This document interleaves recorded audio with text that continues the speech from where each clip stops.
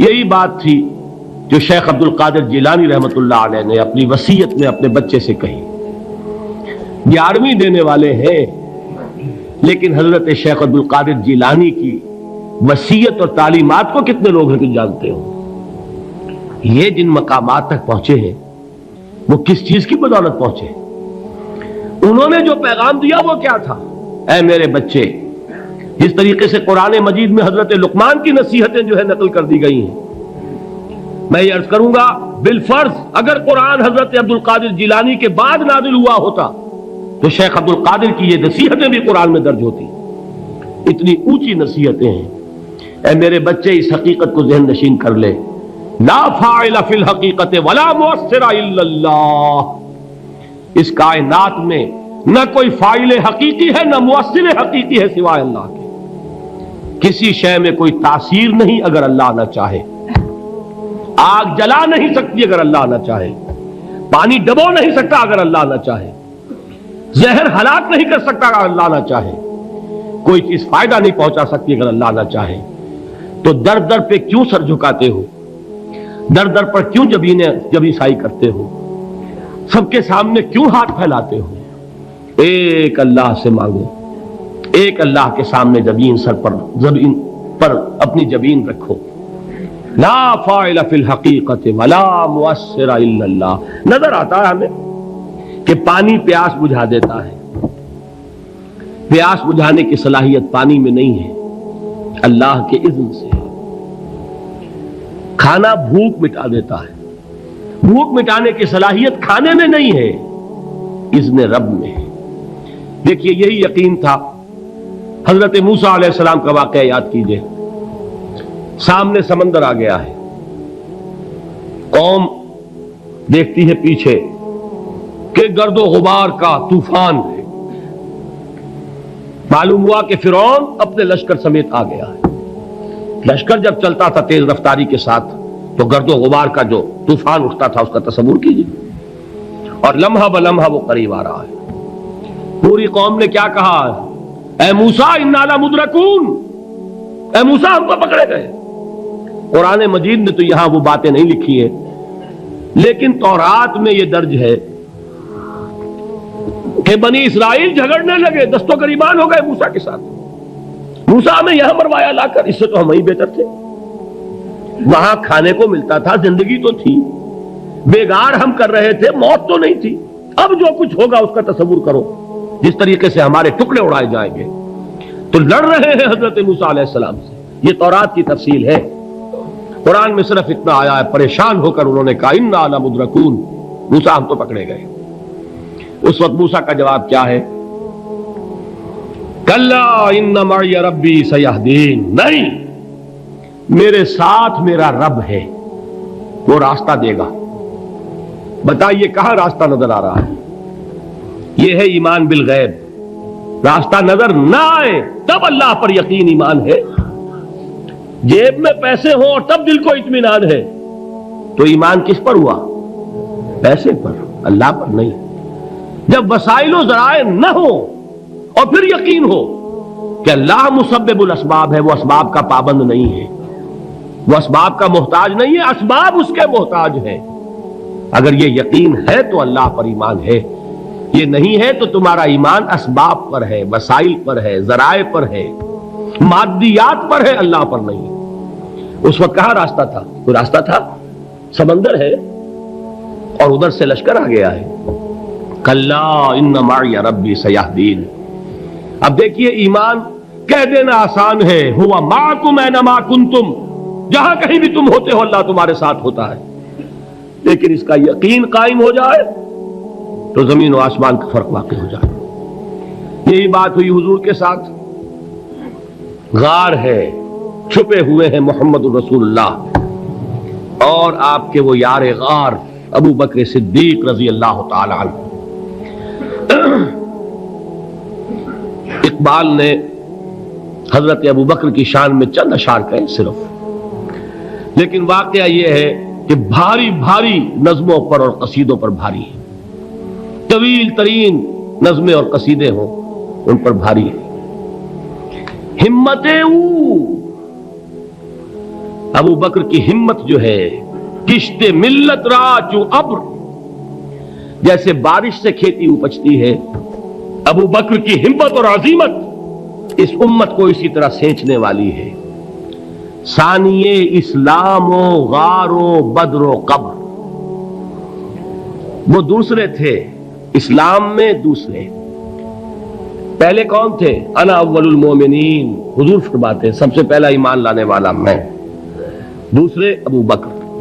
ویسے ہمارے ہاں یہ چلتا ہے اختلاف، حضرت علی پہلے ہیں کہ حضرت ابو بکر پہلے ہیں، لیکن اس میں بڑی خوبصورت تطبیق قائم کی ہے علماء نے، اور بہت صحیح ہے۔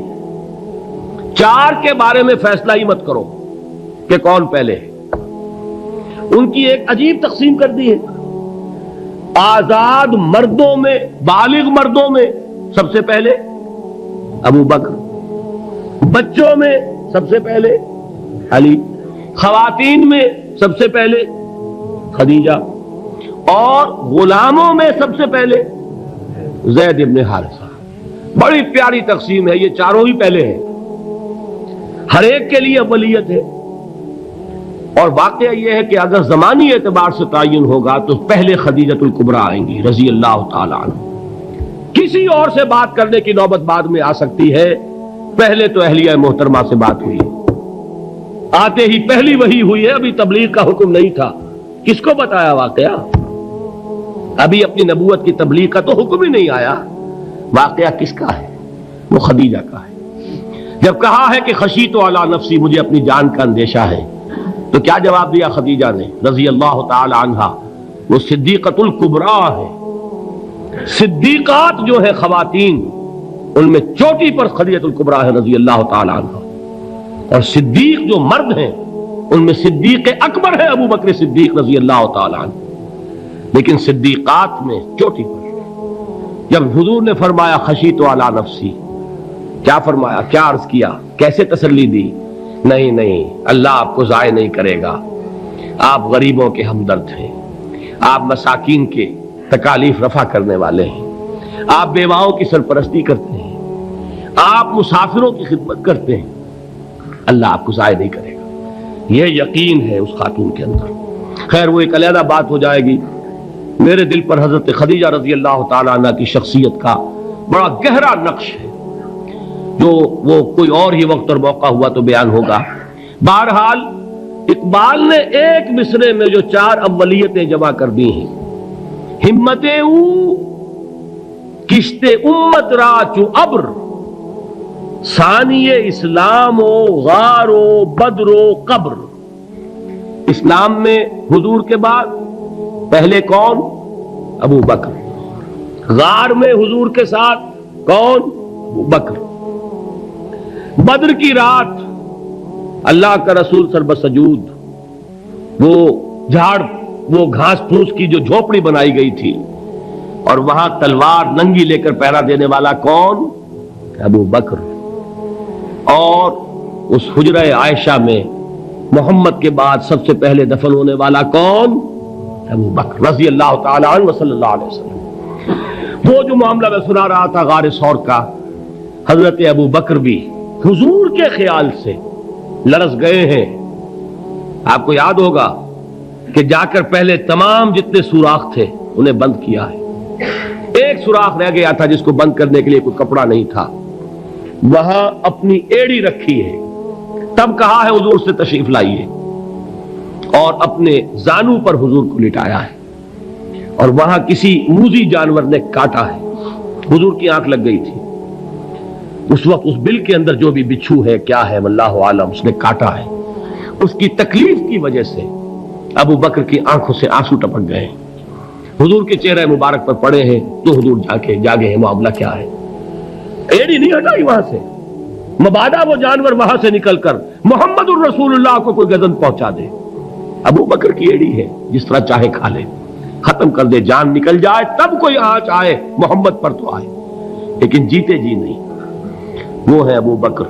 حضور کے خیال سے اس وقت حضور نے پھر اپنا لعاب دہن لگایا ہے، اور اس سے پھر آپ کی تکلیف ختم ہوئی۔ جیسے خیبر میں حضرت علی کی آنکھ دکھ رہی تھی، اس کو جو شفا حاصل ہوئی ہے وہ بھی حضور کے لعاب دہن سے ہوئی۔ تو بہرحال اس وقت انہوں نے کہا ہے کہ اے نبی یا رسول اللہ، اگر اس وقت ان میں سے کسی نے غیر ارادی طور پر بھی اپنے قدموں کی طرف جھانک لیا تو پکڑے جائیں گے۔